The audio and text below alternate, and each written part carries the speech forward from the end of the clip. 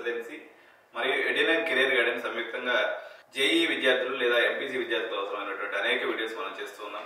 So మొదటి spell ఏదైతే ఉందో జేఈ మెయిన్స్కి సంబంధించినటువంటి అధ్యాయం ముగిసింది. ఈ అధ్యాయంలో కొన్ని పేపర్లు టఫ్ గాను, కొన్ని పేపర్లు మోడరేట్ గాను, కొన్ని పేపర్లు ఈజీగాను వచ్చిందనమాట. సో మనం ఆల్రెడీ కొంత అనాలిసిస్ అయితే చేసాము.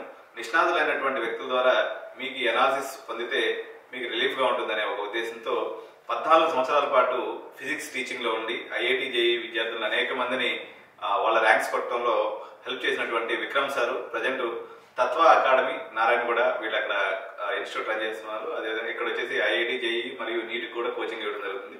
సార్ని అడిగి ఈ యొక్క total first phase of JEE mains ఏదైతే ఉందో ఈ ఎగ్జామ్ జరిగినటువంటి తీరుతెన్నులు, వచ్చినటువంటి పేపర్ విధానం కానీ ఓవరాల్ గా ఎట్లా ఉంది, ఈ యొక్క ట్రెండ్ ఎలా ఉంది, లేకపోతే ఈ పర్సెంటేజ్ ఎలా వచ్చేటువంటి అవకాశం ఉంది, పిల్లలు ఎటువంటి విషయాల మీద అవగాహన పెంచుకోవాలి, తల్లిదండ్రులకు ఏ విషయాలు అవసరం ఉంటుంది అనేటువంటి విషయం మీద సార్ అడిగి తెలుసుకుందాం. ఫస్ట్ సార్కి వెల్కమ్ చేద్దాం. నమస్తే సార్.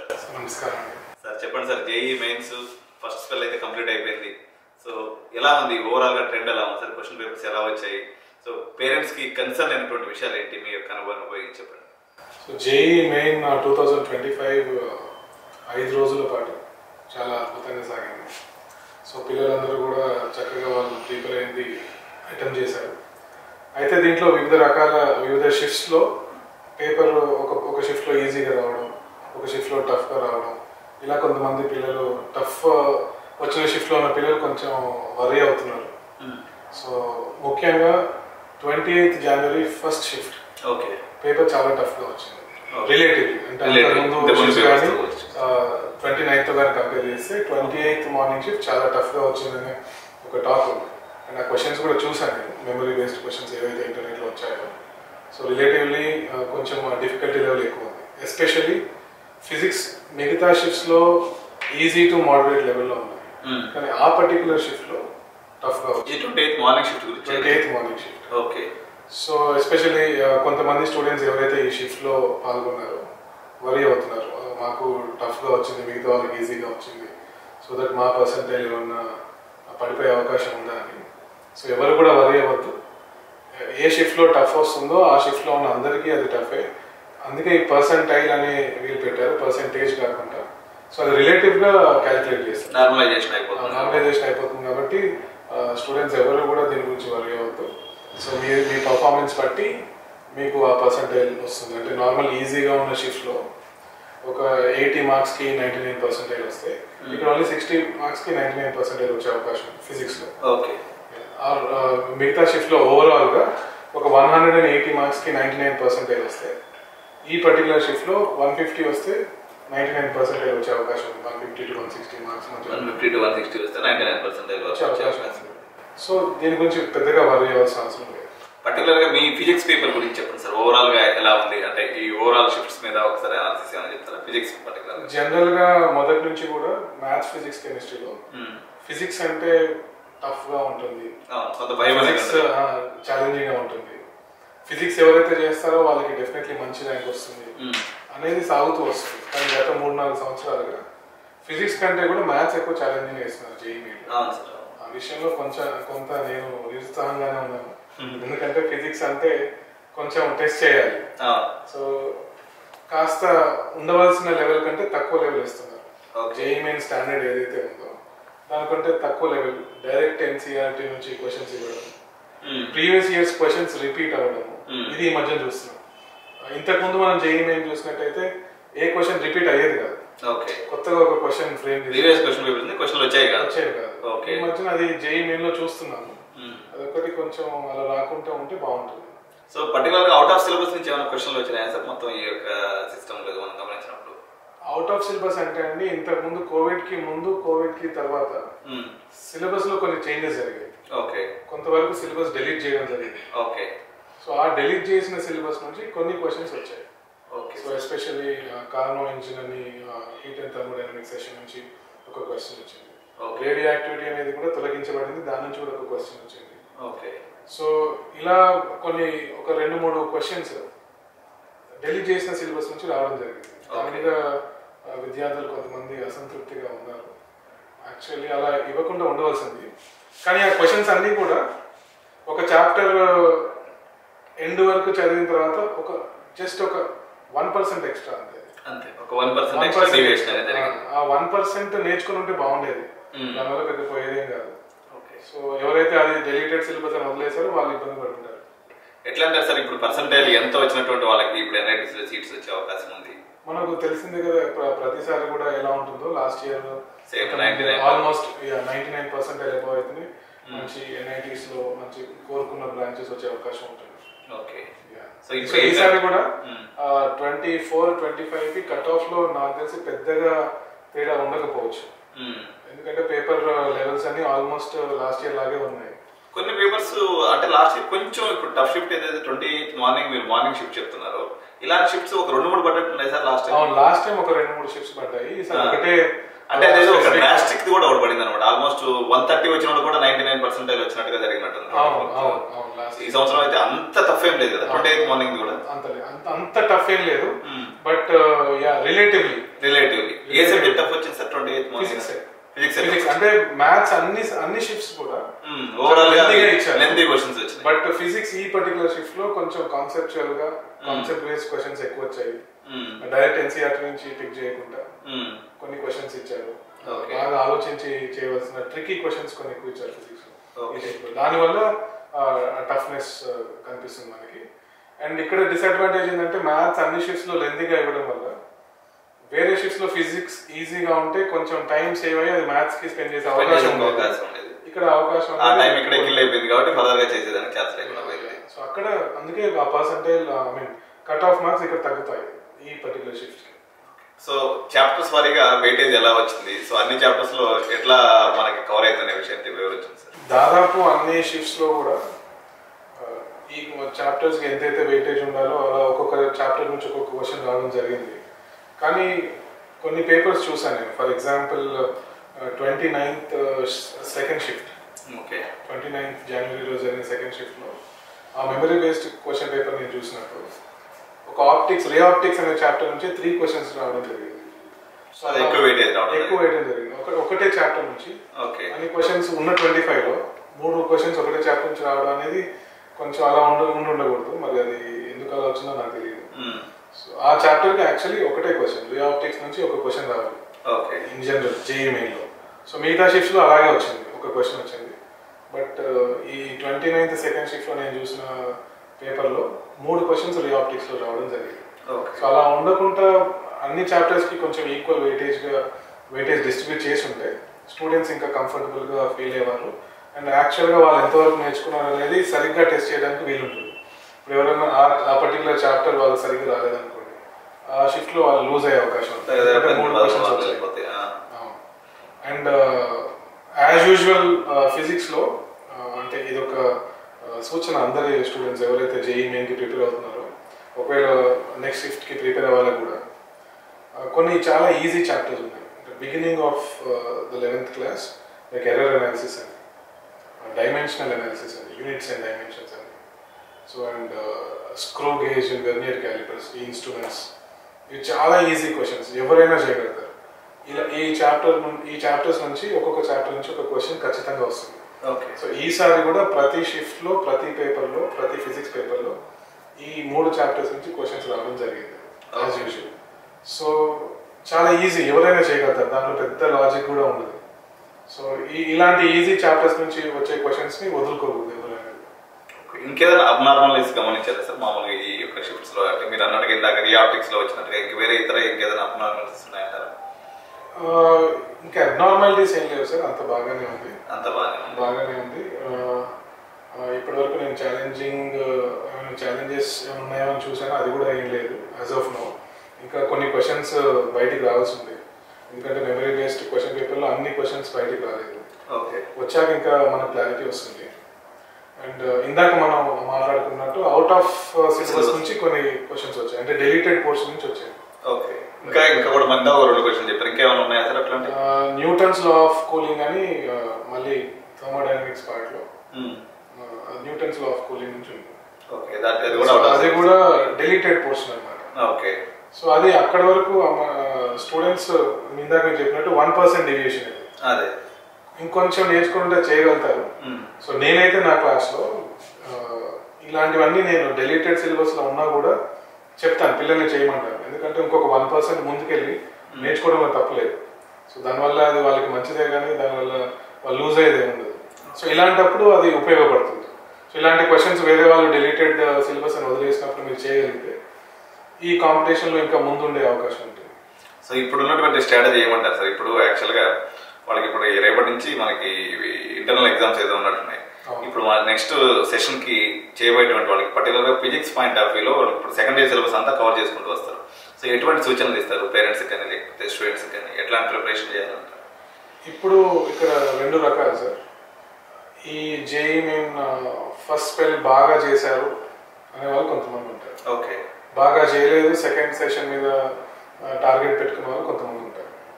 ఇప్పుడు బాగా చేసిన వాళ్ళు ఆల్రెడీ మనకు 99% ఎబో వస్తుంది, 180 to 200 మార్క్స్ వచ్చే అవకాశం ఉంది అనుకున్నప్పుడు వాళ్ళు జేఈ అడ్వాన్స్డ్ మీద ఫోకస్ పెట్టడం మంచిది. ఓకే. జేఈ మెయిన్ కంటే కూడా సరిగ్గా చేయని వాళ్ళు సెకండ్ ఇయర్ టాపిక్స్ మీద దృష్టి సారించి, especially physics point of view, physics లో సెకండ్ ఇయర్ టాపిక్స్ అనేటివి ఫస్ట్ ఇయర్ టాపిక్స్ కంటే బాగా స్కోర్ చేయొచ్చు. ఓకే. సెకండ్ ఇయర్ టాపిక్స్ మీద ఎక్కువ స్కోర్ చేయొచ్చు. ఎందుకంటే ఫస్ట్ ఇయర్ లో మెకానిక్స్ అనేది 80% ఆఫ్ ద సిలబస్ ఉంటుంది. అది చాలా లాజికల్ అండ్ ట్రికీ సబ్జెక్ట్ అన్నమాట. ఓకే. సో దాంతో పోలిస్తే సెకండ్ ఇయర్ టాపిక్స్ అన్ని కొంచెం ఈజీగా ఉంటాయి, ఈజీగా స్కోర్ చేసే విధంగా ఉంటుంది. సో ఇప్పుడు ఫస్ట్ అటెంప్ట్ లో ఫిజిక్స్ సరిగ్గా చేయలేకపోతే మళ్ళీ నెక్స్ట్ ఏప్రిల్ సెషన్ కి ఫస్ట్ సెకండ్ ఇయర్ టాపిక్స్ అన్ని సరిగ్గా ప్రిపేర్ అవుతాయి, స్కోర్ పెంచుకునే అవకాశం. ఐపీలో కూడా ఉపయోగపడుతుంది. ఎగ్జాక్ట్లీ ఐపీ ఇంటర్మీడియట్ ఎగ్జామ్స్ ఉన్నాయి, దానికి దీనికి 2 విధాలుగా ఉపయోగపడుతుంది. ఓకే. ఆల్రెడీ స్కోర్ చేసిన వాళ్ళు జేఈ అడ్వాన్స్ మీద, సో జేఈ మెయిన్ లో 180 to 200 ఎక్స్పెక్ట్ చేసే స్టూడెంట్స్ కి ఐపీ మీద అంతగా ఇప్పుడు దృష్టి పెట్టాల్సిన అవసరం ఉండదు. వాళ్ళు జేఈ అడ్వాన్స్ లెవెల్ క్వశ్చన్స్ ఇంకా ఇంకా బాగా ప్రాక్టీస్ చేయడం వల్ల వాళ్ళకి అడ్వాన్స్ లో మంచి ర్యాంక్ సాధించే అవకాశం. ఓకే. ఓకే. అంటే ఇప్పుడు సపోజ్ బిలో ఒక 100 వచ్చినాయి అనుకున్నాం సార్ ఫర్ ఎగ్జాంపుల్ కి, ఇప్పుడు వాళ్ళకి ఎటువంటి స్ట్రాటజీ అనుసరిస్తే బాగుంటుంది పేరెంట్స్ కి లేకపోతే విద్యార్థులకి ఏం చెప్తారు మీరు? బిలో 100 వస్తే ఫస్ట్ థింగ్ ఏంటంటే చాలా మంది ఇప్పుడు సిలబస్ అయిపోయి ఉంటుంది. ఇప్పుడు జేఈ మెయిన్ జనవరిలోనే చాలా తొందరగా పెట్టడం వల్ల ఇన్స్టిట్యూషన్స్ అన్ని కూడా ముందే సిలబస్ కంప్లీట్ చేసేసి సో దీనికి రెడీ చేస్తున్నారు. సో ఎలాగో సిలబస్ అయింది కదా అని చాలా మంది ఇన్స్టిట్యూషన్ కి వెళ్ళరు, ఇంట్లో కూర్చొని చదువుకుందాం అనుకుంటారు. ఓకే. అది ఫస్ట్ చేయకూడదు ఏ స్టూడెంట్ అయినా కూడా. ఎస్పెషల్లీ 100 మార్క్స్ కంటే తక్కువ వచ్చిన స్టూడెంట్స్ రెగ్యులర్ గా కాలేజ్కి వెళ్ళి వాళ్ళ టీచర్స్ తో టచ్ లో ఉండాలి. సో ముందుగా ఈ జేఈ మెయిన్ ఇప్పుడు మనం జరిగిన అన్ని షిఫ్ట్స్ పేపర్స్ అన్ని క్షుణ్ణంగా పరిశీలించి ప్రతి క్వశ్చన్ సొల్యూషన్ చూస్తూ అవన్నీ నేర్చుకుంటూ ఎక్కడెక్కడైతే ఏ ఏ సబ్జెక్ట్లో ఏ ఏ చాప్టర్లో వాళ్ళకు అవి చేయలేకపోయారో అవి ఒక నోట్ చేసుకొని అవి వాళ్ళ పర్టికులర్ టీచర్తో కూర్చొని ఎక్స్ప్లెయిన్ చేయించుకుంటూ అలా వాళ్ళ ప్రిపరేషన్ చేయాలి. సో కాలేజ్కి వెళ్ళకుండా ఇంట్లో కూర్చొని ఇప్పుడు నెక్స్ట్ సెషన్కి ప్రిపేర్ అవ్వడం అనేది 100 మార్క్స్ కంటే తక్కువ వచ్చిన స్టూడెంట్స్కి అసలు సజెస్ట్ చేయండి. సో వాళ్ళు ఇంకా వెళ్ళి నేర్చుకునే అవకాశం ఉంది అండ్ మనకి సఫిషియంట్ టైం కూడా ఉంది. చాలా మంది అనుకుంటారు ఇప్పుడు ఈ సెషన్లో చేయలేకపోయాము సో ఏప్రిల్లో కూడా ఇంకేం చేయగలుగుతాం అని నిరుత్సాహపడతారు. అలా కాదు, నేను చాలా మంది నా ప్రీవియస్ స్టూడెంట్స్ చూశాను. ఫస్ట్ సెషన్లో 100 మార్క్స్ కంటే తక్కువ వచ్చి సెకండ్ సెషన్లో 160, 170 వరకు వెళ్ళిన స్టూడెంట్స్ నేను చూశాను. డెఫినెట్లీ ఉంది. సో మనం టైంని ప్రాపర్గా యూటిలైజ్ చేసుకొని ఒక స్ట్రాటజీ ప్రకారం ఏ క్వశ్చన్ పేపర్స్ అన్ని అబ్జర్వ్ చేసి ఏ చాప్టర్లో నా వీక్ పాయింట్స్ ఏంటి, నేనేం చేయలేకపోయాను, ఇది బాగా అనాలిసిస్ చేసుకొని ఇప్పుడున్న టైంలో మనం ప్రాక్టీస్ చేస్తే డెఫినెట్లీ సెకండ్ సెషన్కి బౌన్స్ బ్యాక్ అయ్యే ఛాన్స్ ఉంది. ఇప్పుడు సెకండ్ ఇయర్ పర్టికులర్గా physics point of view sir, ఇప్పుడు సెకండ్ ఇయర్ ఐపీ సిలబస్ వాళ్ళు కవర్ చేసేటప్పుడు ఎక్కువ అంటే ఎంఫసిస్ చేయాల్సినటువంటి చాప్టర్స్ అనుకోండి లేకపోతే కొన్ని టాపిక్స్ గురించి చెప్పండి సార్.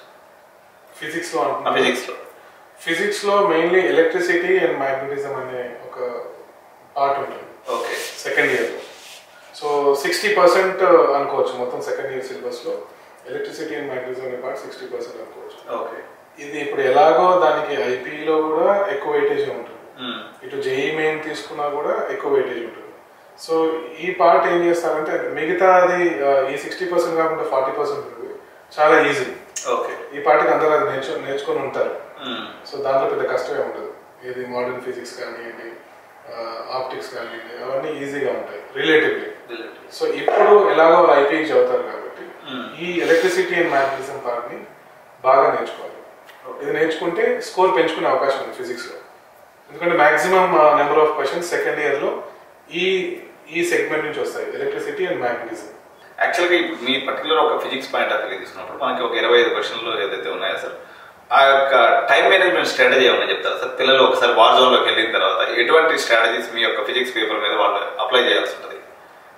సో యూజువల్లీ రెగ్యులర్గా వాళ్ళ పర్టికులర్ ఇన్స్టిట్యూట్స్లో ఎగ్జామ్స్ రాస్తూ ఉంటారు కాబట్టి వాళ్ళకి ఒక ఐడియా వస్తుంది. ఒక క్వశ్చన్ చూస్తే ఇది లెంతీ క్వశ్చనా లేకపోతే సింపుల్గా సాల్వ్ చేయొచ్చా అని ఒక ఐడియా వచ్చేస్తుంది క్వశ్చన్. సో ఎప్పుడైతే అది లెంతీ అన్నప్పుడు దాన్ని స్కిప్ చేసి నెక్స్ట్ క్వశ్చన్కి వెళ్ళి ఫస్ట్ ఈజీగా ఉన్న క్వశ్చన్ సాల్వ్ చేయాలి. ఇప్పుడు మనం అన్ని షిఫ్ట్స్ గమనించినట్టయితే ఒక 12 to 13 క్వశ్చన్స్ చాలా ఈజీగా ఉన్నాయి. సో చేసేయచ్చు ఎవరైనా. ఇందాక నేను చెప్పినట్టు ఒక 3 చాప్టర్స్ నుంచి ఉన్నాయని అవి డైరెక్ట్ గా లెస్ దాన్ 1 minute లో సాల్వ్ చేయొచ్చు. ఫస్ట్ వాటిని కవర్ చేసుకుంటే మనం సేఫ్ జోన్ లో ఉంటాం. తర్వాత లెంతీ క్వశ్చన్స్ మీద వెళ్ళి దాన్ని మనం చేయగలిగినంత చేస్తే మన స్కోర్ బాగా ఎక్కువ వచ్చే అవకాశం ఉంటుంది. మన లెంతీ క్వశ్చన్స్ మీద టైం ఎక్కువ ముందే టైం పెట్టినప్పుడు అవి టైం పట్టేసరికి సైకలాజికల్ గా మనం ఏదో టైం అయిపోతుంది. సో అది అవాయిడ్ చేయడానికి ఫస్ట్ మనం క్వశ్చన్ చూస్తే అర్థమైపోతుంది. అండ్ ఆ పర్టికులర్ స్టూడెంట్ కి ఏ చాప్టర్స్ బాగా వచ్చు ఆ క్వశ్చన్ చూస్తే అర్థమైపోతుంది ఆ చాప్టర్ తను చేయగలదా లేదా అని. ఎందుకు అంతకు ముందు ప్రాక్టీస్ చేస్తుంటాడు. సో తనకు బాగా వచ్చిన చాప్టర్స్ అండ్ లెంతీగా లేవనుకున్న క్వశ్చన్స్ ఫస్ట్ సాల్వ్ చేసి తర్వాత మిగతా క్వశ్చన్స్ కి వెళ్ళాలి. కంపారిటివ్ గా సార్ ఏదైనా టిల్ట్ కనిపిస్తుందా కోవిడ్ ముందు ఎగ్జామినేషన్ ప్యాటర్న్ కి, లేకపోతే ఇప్పుడు జరిగినటువంటి ఎగ్జామినేషన్ ప్యాటర్న్ కి ఏదైనా టిల్ట్ లేకపోతే చేంజెస్ ఏమైనా ఉన్నాయంటారా? కోవిడ్ ముందు వరకు కూడా జేఈఈ మెయిన్ లో మ్యాథ్స్, ఫిజిక్స్, కెమిస్ట్రీ అన్ని మోడరేట్ గా వచ్చేవి క్వశ్చన్స్. ఇంత ఇప్పుడు మ్యాథమెటిక్స్ వరకు బాగా లెందీగా కొంచెం డిఫికల్ట్ గా ఇస్తున్నారు. కానీ అప్పుడు 3 సబ్జెక్ట్స్ కూడా మంచి మోడరేట్ గా వచ్చేవి. సో క్రమేణా ఒక 3 సంవత్సరాల నుంచి ఈ వేరియేషన్ ఎక్కువైపోయింది. ఎస్పెషల్లీ ఫిజిక్స్ ఈజీగా ఇవ్వడం, డైరెక్ట్ ఎన్సీఆర్టీ క్వశ్చన్స్ ఇవ్వడం, పీవైక్యూస్ ఇవ్వడం. ఇందాక మనం మాట్లాడుకున్నాం. ఇంతకు ముందు అది కొంచెం తక్కువ కనిపించేది, ఇప్పుడు అది ఎక్కువ కనిపిస్తుంది. ఎస్పెషల్లీ కెమిస్ట్రీ పార్ట్కి వచ్చే వరకు లాస్ట్ 2 years నుంచి చాలా ఈజీగా ఇస్తున్నారు. సో అంతకు ముందు కూడా అంటే రిలేటివ్లీ మూడిట్లో కెమిస్ట్రీ ఈజీగా చేసే విధంగా ఉండేది. బట్ కోవిడ్ తర్వాత నుండి కెమిస్ట్రీ నేను అబ్జర్వ్ చేసిన దాని ప్రకారం ఈజీగా వస్తుంది రిలేటివ్లీ. మరి ఎక్కువ ఈజీగా ఇస్తున్నారు. ఈవెన్ మా కెమిస్ట్రీ టీచర్స్ కూడా అదే ఒపీనియన్ లో ఉన్నారు. కానీ మ్యాథ్స్ మొత్తానికి లెంతీ క్వశ్చన్స్ ఇచ్చేసి ఓవరాల్ గా టఫ్ చేసేసింది సార్. అన్ని షిఫ్ట్ లో అది క్లియర్ గా కనిపిస్తుంది. అది కూడా లేకపోయి ఉంటే జేఈఈ మెయిన్ స్టాండర్డ్ ఇంకా పడిపోయి ఉండేది actually. Physics and chemistry easy చేసినందుకు అది మీరు అన్నట్టు అక్కడ బ్యాలెన్స్ అవుతుంది. సార్ ఇప్పుడు ఏదైతే నెక్స్ట్ ఇయర్ కి ఎవరైతే 2026 జేఈఈ ప్రిపేర్ అవుతున్నారో వాళ్ళ యొక్క ప్రిపరేషన్ స్ట్రాటజీలు అనుకోండి, లేకపోతే వాళ్ళ యొక్క లాజిక్ విషయాలు అనుకోండి, వాళ్ళ యొక్క మైండ్ సెట్ ని ఏ రకంగా ఏర్పాటు చేస్తున్నట్టయితే వాళ్ళు ఎక్కువ స్కోర్ తెచ్చుకునే అవకాశం ఉంది. సో వాళ్ళ గురించి కూడా చెప్పండి సార్. ఇందాక మనం ఒక పాయింట్ మాట్లాడుతున్నాం, అవుట్ ఆఫ్ సిలబస్ అని. యాక్చువల్లీ అవుట్ ఆఫ్ సిలబస్ అనేది మళ్ళీ ఆర్గ్యూబుల్ పాయింట్. ఎందుకంటే ఆ పర్టికులర్ కాన్సెప్ట్స్ అనేవి డెలిటెడ్ సిలబసే కానీ అవి ఉన్న సిలబస్ కి జస్ట్ ఒక స్లైట్ ఎక్స్టెన్షన్ మాత్రమే. సో అలాంటివన్నీ మనం దృష్టిలో పెట్టుకొని ప్రిపేర్ అవ్వాలి ఎవరైతే 2026 జేఈఈ మెయిన్ కి ఆస్పైర్ అవుతున్నారో అలాంటి స్టూడెంట్స్. అండ్ ఇప్పుడున్న అన్ని షిఫ్ట్స్ ఇప్పుడు ఆల్రెడీ వాళ్ళకి 11th సిలబస్ అంతా అయిపోయి ఉంటుంది. ఎలాంటి క్వశ్చన్స్ అడిగారు అన్ని షిఫ్ట్స్ లో ఆ పేపర్స్ అన్ని చూసి అవన్నీ వాళ్ళు ఇప్పటివరకు నేర్చుకున్న టాపిక్స్ అన్ని సాల్వ్ చేసి వాళ్ళ ప్రిపరేషన్ ఎంతవరకు జరుగుతుందనేది వాళ్ళు గేట్ చేసుకోవచ్చు. సో దాన్ని బట్టి వాళ్ళు ఏమన్నా మిస్ అవుతున్నారా, జేఈఈ మెయిన్ లెవెల్ క్వశ్చన్స్ చేయగలుగుతున్నారా లేదా అనేది మనకు ఒక క్లియర్ అండర్స్టాండింగ్ వస్తుంది. సో ఈవెన్ టీచర్స్ కూడా ఆ ఎక్సర్సైజ్ చేయొచ్చు. ఇప్పుడు మనం ఇప్పుడు ఉన్న అన్ని షిఫ్ట్స్ పేపర్స్ అన్ని కూడా ఒకసారి క్లాస్లో డిస్కస్ చేస్తే ఆ 11th క్లాస్ టాపిక్స్ అన్ని ఫిజిక్స్ కానీ మ్యాథ్స్ కానీ కెమిస్ట్రీ కానీ అప్పటి వరకు వాళ్ళ ప్రిపరేషన్ ఎంతవరకు ఉందనేది టీచర్స్కి కానీ స్టూడెంట్స్ కానీ ఒక అవగాహన వస్తుంది. దాన్ని బట్టి ఏమైనా కరెక్షన్స్ ఉంటే చేసుకోవడానికి ఇది మంచి టైం అన్నమాట. చాలా టైం ఉంది కాబట్టి ఇప్పుడే ఏమైనా షార్ట్ కమింగ్స్ ఉంటే దాన్ని ఫిక్స్ చేసుకునే అవకాశం ఉంది. సరే, యాక్చువల్గా నాకు ఒక చిన్న డౌట్ ఉందన్నమాట. చాలా మంది ఇప్పుడు జేఈఈ మెయిన్స్ ఎవరైతే ఇప్పుడు మీరు అన్నట్టుగా 130, 140 వచ్చేసినాయి, వాళ్ళ పరిస్థితి బాగానే ఉంది. ఇప్పుడు చాలా ఎగ్జామ్స్ ఉన్నాయి సార్. యాక్చువల్గా ఇప్పుడు బిట్సాస్ అని చెప్పేసి, SRMEE అని చెప్పేసి, అమృత ఎగ్జామ్ అని చెప్పేసి, కామెడీ అని చెప్పేసి మన తెలుగు రాష్ట్రాల విద్యార్థుల్లో దగ్గర దగ్గర మనకి 1,00,000 మంది రాస్తున్నారు. దీని తాలూకు అసలు ఎక్కడ మనకి ప్రిపరేషన్ స్ట్రాటజీ అంటూ ఇచ్చేవాళ్ళు లేకుండా పోయారు సార్. అలాంటి గైడెన్స్ పిల్లలకి ఏమన్నా కొన్ని విషయాలు చెప్తారా మీకు అవగాహన ఉన్న మేరకు? Sure sir. ఈ మీరన్న మిగతా ఎగ్జామ్స్ అన్నీ కూడా 12th క్లాస్ సిలబస్ మీద ఎక్కువ ఫోకస్ చేసే ఎగ్జామ్స్, 11th కంటే కూడా. ఎందుకంటే అవి సిబిఎస్ఈ ప్యాటర్న్ ని ఫాలో అవుతాయి కాబట్టి. So especially for example VIT కానీ ఎస్ఆర్ఎం కానీ ఇలాంటి ఎగ్జామ్స్ తీసుకుంటే ఓన్లీ 12th సిలబస్ ఉంటుంది మాక్సిమం. ఆ టాపిక్స్ అన్ని 11th టాపిక్స్ కవర్ అవ్వవు. సో అందుకే 12th క్లాస్ సిలబస్ అనేది మనం ఖచ్చితంగా బాగా నేర్చుకుంటే జేఈ మెయిన్తో పాటు ఇలాంటి ఎగ్జామ్స్ లో ఎక్సెల్ అయ్యే అవకాశం ఎక్కువ ఉంటుంది. సో అది ఒక ఫస్ట్ థింగ్. సెకండ్ థింగ్, ఎంతసేపు ఈ ప్యాటర్న్సే కాకుండా different patterns of exams students attempt చేసి చెక్ చేసుకోవాలి.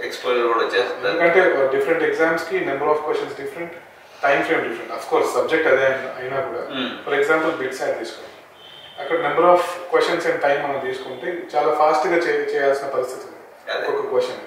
సో అలాంటి బిట్స్ యాడ్ మాక్ టెస్ట్ కొని రాయాలి, విఐటి మాక్ టెస్ట్ కొని రాయాలి, ఎస్ఆర్ఎం మాక్ టెస్ట్ కానీ లేదంటే కామెంట్కే కానీ ఒక 4-5 టెస్ట్ రాస్తే సరిపోతుంది, వాళ్ళకి ఒక అవగాహన వచ్చేస్తుంది. మణిపాల్ ఒకటి.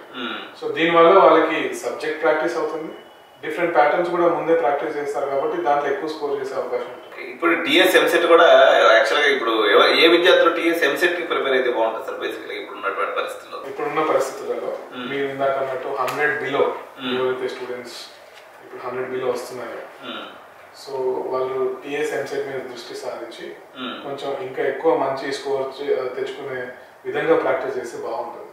ఓకే విక్రమ్ సార్, ఇప్పుడు ఎవరైతే జేఈ మెయిన్స్ లో మంచి పెర్ఫార్మెన్స్ చేశారు వాళ్ళకి వచ్చేసి అంటే 99% వచ్చేటువంటి ఆల్రెడీ అవకాశం వాళ్ళకి మోస్ట్లీ కన్ఫర్మ్ అయిపోయింది.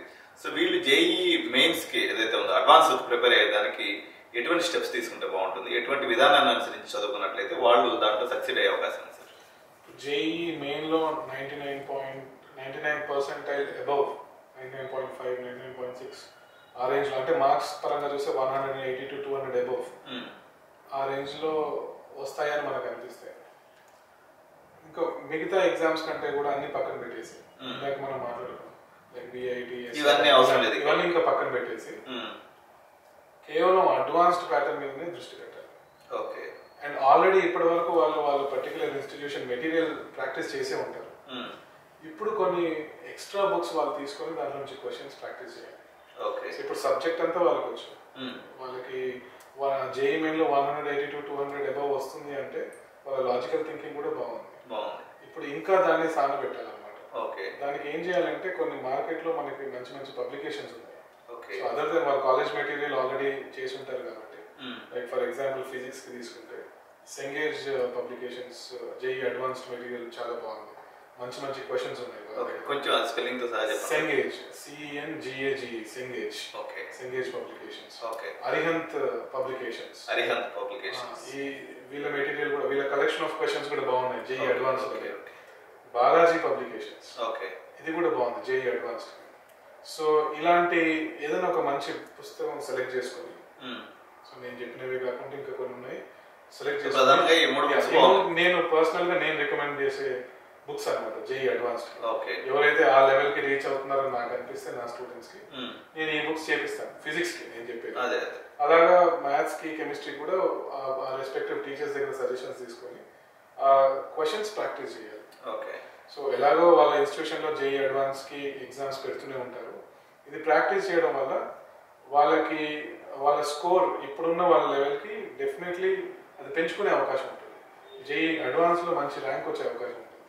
సో ఈ బుక్స్ ఇప్పుడు ప్రాక్టీస్ చేయాలి. This is the right time. వాళ్ళ ఐపీ మీద కూడా పెద్ద టైం పెట్టాల్సిన అవసరం లేదు. నెక్స్ట్ ఏప్రిల్ సెషన్ మీద కూడా పెద్ద టైం ఇవ్వాల్సిన అవసరం లేదు. కంప్లీట్లీ మనకు May 18th అనుకుంటాను జేఈ అడ్వాన్స్ షెడ్యూల్ రిలీజ్ అయింది. సో చాలా మంచి టైం ఉంది కాబట్టి ఈ కంటిన్యూస్లీ ఒక ఏదైనా ఒక పుస్తకం ఎంచుకొని అది కంప్లీట్ చేశారు అంతే. అన్ని మెటీరియల్స్ పెట్టుకున్నారు, 4 అవసరం లేదు. ఏదైనా ఒకదాన్ని స్టాండర్డ్ గా తీసుకుని దాన్ని మనం కంప్లీట్ చేసుకుని సార్ దాంట్లో అన్ని క్వశ్చన్స్ చేశారు. అది చాలా బెనిఫిట్ అవుతుంది students. And it has work. అంటే అంతకుముందు నేను స్టూడెంట్స్ కి సజెస్ట్ చేసి వాళ్ళు ప్రాక్టీస్ చేసినప్పుడు మంచి రిజల్ట్స్ ఇచ్చింది. సో ఇంకా మీ తత్వ అకాడమీలో మీరు ఎటువంటి విధానాన్ని అనుసరిస్తారు సార్? లాస్ట్ మీ అకాడమీ గురించి కూడా కొన్ని వివరాలు చెప్పండి. ముఖ్యంగా ఏంటంటే సార్, ఇప్పుడు ఇందాక మనం మాట్లాడుకున్నట్టు ఇప్పుడు జనవరి ఫస్ట్ సెషన్ అయిపోగానే పిల్లలు చాలా మంది ఇంట్లో ఉండి చదువుకుంటాం అనే ఆలోచనలో ఉంటారు. సో తత్వ అకాడమీలో నేను ముఖ్యంగా ప్లాన్ చేసింది ఏంటి అంటే, సో వాళ్ళ జేఈ అడ్వాన్స్డ్ ఎగ్జామ్ వరకు ఫ్యాకల్టీ అండ్ ఇన్స్టిట్యూషన్ సపోర్ట్ ఖచ్చితంగా ఉండాలి. So JEE advanced exam May 18th అంటే May 17th వరకు వాళ్ళు కాలేజ్కి రావాలి. సో అలా వస్తేనే వాళ్ళకి ప్రొడక్టివ్గా ప్రాక్టీస్ జరుగుతుంది. ఇంట్లో ఉంటే ఒక డైరెక్షన్ ఉండదు. సో నేను ఇఫెక్టివ్ రివిజన్ ప్రోగ్రామ్ అనేది తత్వ అకాడమీలో ప్లాన్ చేశాను. అంటే ఒకసారి సిలబస్ అంతా అయిపోయి జేఈ మెయిన్ ఫస్ట్ సెషన్ అయిపోయాక, ఇందాక మనం మాట్లాడుకున్నట్టు 180 to 200 వస్తున్న స్టూడెంట్స్ ఎవరు, వాళ్ళకు ఒక స్ట్రాటజీ, 100 to 150 వస్తున్న స్టూడెంట్స్కి ఒక స్ట్రాటజీ, వాళ్ళకి ఏంటి ఏప్రిల్ సెషన్కి బాగా ప్రిపేర్ అవ్వాలి. లెస్ దాన్ 100 వస్తున్న స్టూడెంట్స్కి ఇంకొక స్ట్రాటజీ, వాళ్ళేంటి మిగతా ఎగ్జామ్స్ అన్నిటికీ ప్రిపేర్ అవ్వాలి. అలా టీచర్స్ ఐడెంటిఫై చేసి ఆ స్టూడెంట్స్కి ఆ పర్టికులర్ ప్రోగ్రామ్ రెగ్యులర్గా ఖచ్చితంగా రన్ చేయాలి. అండ్ రివిజన్ ప్రోగ్రామ్ అనేది చాలా చాలా ఎఫెక్టివ్గా జరగాలి. సో ఎప్పుడైతే మనం స్టార్ట్ చేసినప్పుడు ఎంత ఎఫెక్టివ్గా ప్రతి చాప్టర్ చెప్తామో, రివిజన్ కూడా అంతే ఎఫెక్టివ్గా మళ్ళీ రివైజ్ చేస్తూ మళ్ళీ వాళ్ళకి ఎగ్జామ్స్ పెడుతూ ఆ క్వశ్చన్ పేపర్స్ని మళ్ళీ డిస్కస్ చేయాలి. సో ఇవన్నీ నేను తత్వ అకాడమీలో ప్లాన్ చేశాను. సో ఇలా ఎవరైతే అడ్వాన్స్ ప్రిపేర్ అవుతారో వాళ్ళకి అడ్వాన్స్డ్ ఎగ్జామ్స్ పెట్టడం, ఆ పేపర్ని ప్రతి టీచర్ కూడా క్లాస్కి వెళ్ళి డిస్కస్ చేస్తారు ప్రతి క్వశ్చన్.